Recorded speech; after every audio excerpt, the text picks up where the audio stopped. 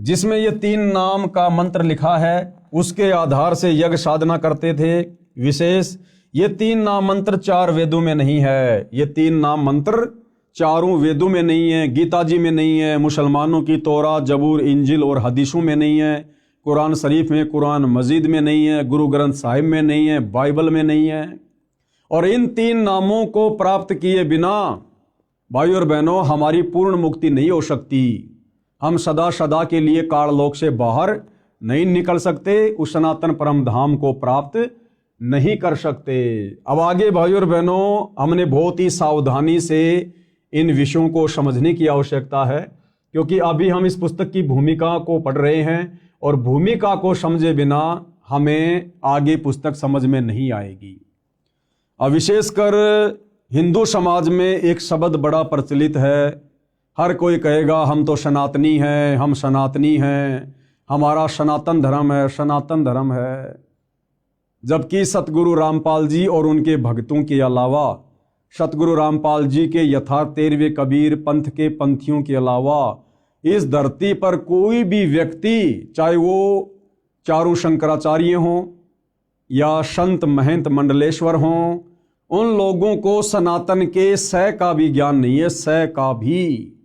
ये सनातन क्या है, सनातनी धर्म क्या है, सनातनी पूजा क्या है, अब आपको विस्तार से सुनने और समझने को मिलेगा।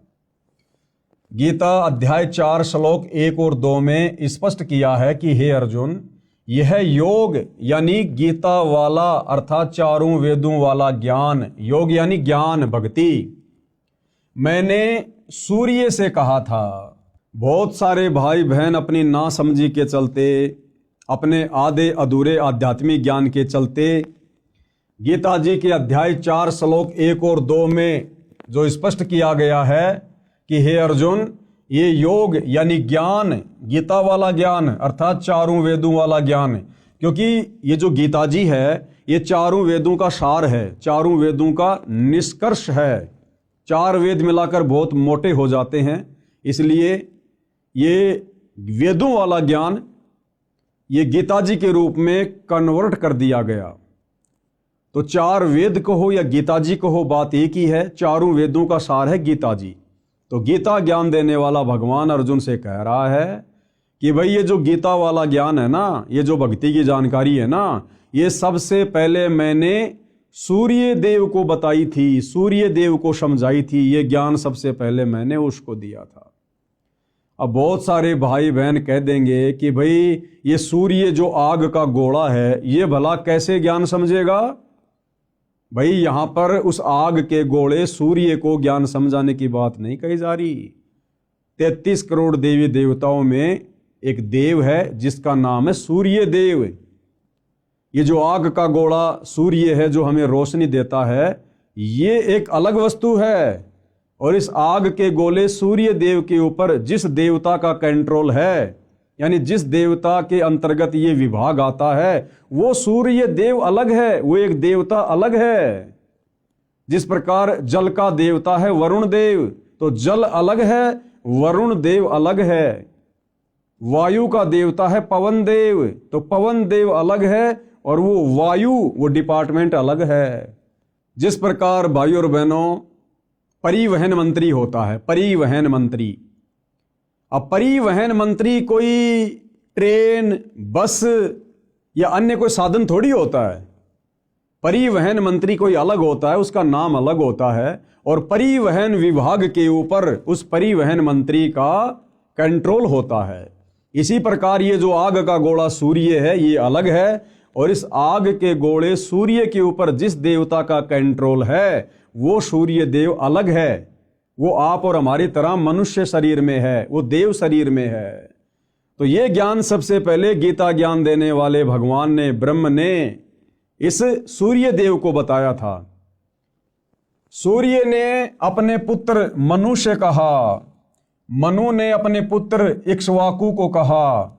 इसके बाद ये ज्ञान कुछ राज ऋषियों ने समझा, उसके पश्चात ये ज्ञान नष्ट हो गया, यानी लुप्त हो गया। फिर यानी ये चारों वेदों वाला ज्ञान भी धीरे धीरे आगे चलकर नष्ट होता चला गया। जैन संस्कृति कोश नामक पुस्तक में पेज नंबर 175 177 पर कहा है कि तीर्थकर ऋषभदेव की जीवन घटनाएं, तीर्थकर ऋषभदेव की जीवन घटनाएं। तीर्थकर ऋषभदेव अंतिम कुलकर नाभिराज के पुत्र थे। उनकी माता मरु देवी थी। वे इक्ष्वाकु वंशी नाभिराज अयोध्या के एक लोकप्रिय राजा थे। तरुण यानी युवा होने पर नाभिराज ने ऋषभदेव का विवाह सुनंदा और सुमंगला से कर दिया।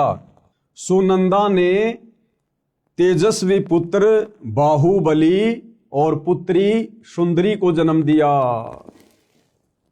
और सुमंगला ने भरत सहित 99 पुत्रों और ब्राह्मी पुत्री को जन्म दिया।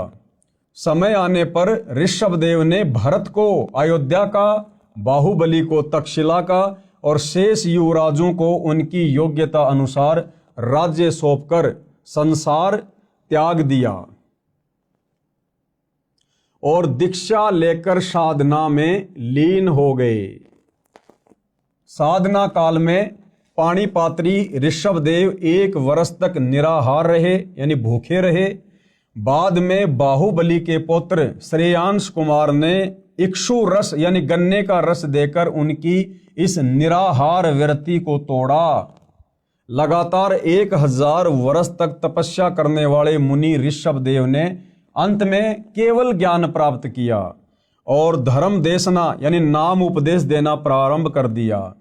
प्रथम धर्म देशना भरत के पुत्र मरीचि को दी, जो बाद में जैन धर्म के 24वें तीर्थकर महावीर वर्धमान बने। पवित्र गीता में क्या कहा है, कृपया पढ़ें व विचार करें। गीता अध्याय 6 श्लोक 16 में कहा है कि हे अर्जुन, यह योग यानी भक्ति साधना न तो बिल्कुल न खाने वाले की, यानी जो व्यक्ति व्रत रखता है, कुछ भी नहीं खाता है, गीता जी कह रही है कि उस व्यक्ति की भक्ति साधना कभी भी सफल नहीं हो सकती। बिल्कुल भी न खाना यानी व्रत रखना। यह योग यानी भक्ति साधना न तो बिल्कुल न खाने वाले की यानी व्रत करने वाले की सिद्ध होती है, यानी बिल्कुल भी सिद्ध नहीं होगी, न अधिक खाने वाले की, न अधिक सोने वाले की, न अधिक जागने वाले की सिद्ध होती है। ध्यान देने योग्य, आगे गुरुदेव क्या कह रहे हैं कि ध्यान देने योग्य बातें हैं। श्री ऋषभदेव जी ने गीता ज्ञान यानी चारों वेदों शास्त्रों में बताई साधना की विपरीत शास्त्र विधि को त्याग कर मनमाना आचरण अपनी इच्छा से किया, जिसे कोई लाभ नहीं हुआ, न होना था।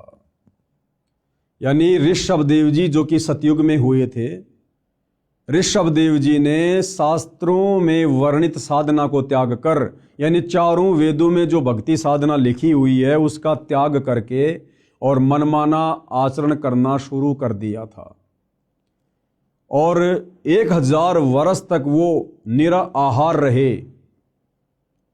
और उसके बाद जब उन्होंने सबसे पहले नाम उपदेश देना शुरू किया तो सबसे पहला उपदेश ऋषभदेव जी ने अपने पोते मारीची को दिया और वही मारीची वाली आत्मा आगे चलकर जैन धर्म में 24वें तीर्थकर महावीर स्वामी कहलाए।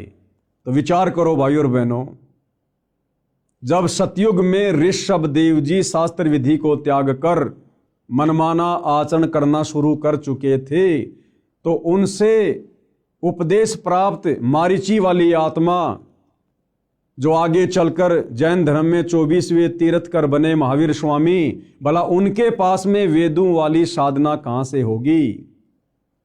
और जैन धर्म की पुस्तक है आओ जैन धर्म को जाने, उस पुस्तक में तो साफ साफ लिखा हुआ है कि महावीर स्वामी ने अपने जीवन काल में 363 पाखंड मत चलाए। 363 पाखंड मत यानी शास्त्र विधि को त्याग के मनमाना आचरण।